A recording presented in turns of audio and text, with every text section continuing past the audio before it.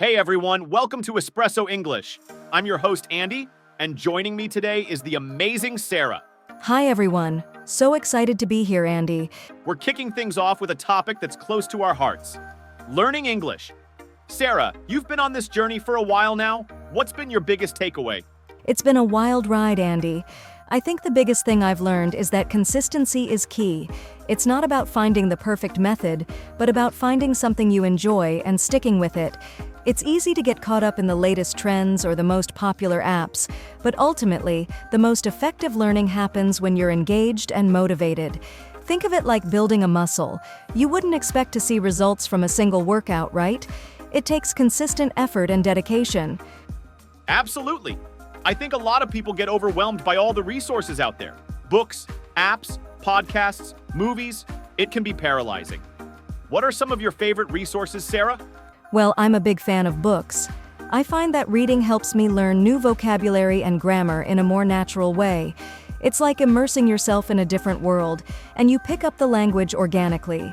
Right now, I'm really enjoying The Hitchhiker's Guide to the Galaxy. It's funny, engaging, and the language is accessible. It's a great example of how fiction can be a powerful tool for language learning. What about you, Andy? I'm a big fan of podcasts. They're great for improving listening skills and getting used to different accents. It's like having a conversation with native speakers. Even if it's one-sided, I'm currently hooked on The English We Speak by the BBC. It's short, informative, and they explain common idioms and phrases. It's really helped me understand the nuances of everyday English. Plus, podcasts are super convenient. You can listen while you're commuting, exercising, or even doing chores. That's a great one. I've also found that watching movies with English subtitles can be really helpful. It lets you see the words and hear them spoken at the same time. It's a great way to connect the visual and auditory aspects of language learning. Plus, movies are entertaining. You can learn while you're being entertained, which makes the whole process a lot more enjoyable. Definitely. And don't forget about music. Listening to English songs can be a fun way to learn new vocabulary and improve your pronunciation. Plus, it's a great way to learn about different cultures and connect with the emotions behind the lyrics. Music is a universal language, and it can be a powerful tool for bridging cultural divides. Speaking of pronunciation, Andy, what about taking an exam like IELTS? Is that something you'd recommend? It depends on your goals. If you're planning to study or work in an English-speaking country, then yes, it's definitely a good idea. It's a standardized test that can help you demonstrate your English proficiency. It can open doors to opportunities that might not be available otherwise. But if you're just learning for personal enjoyment, then it's not necessary. The most important thing is to find a way to learn that works for you and helps you achieve your personal goals. That's a good point. I think it's important to remember that learning English is a journey, not a race.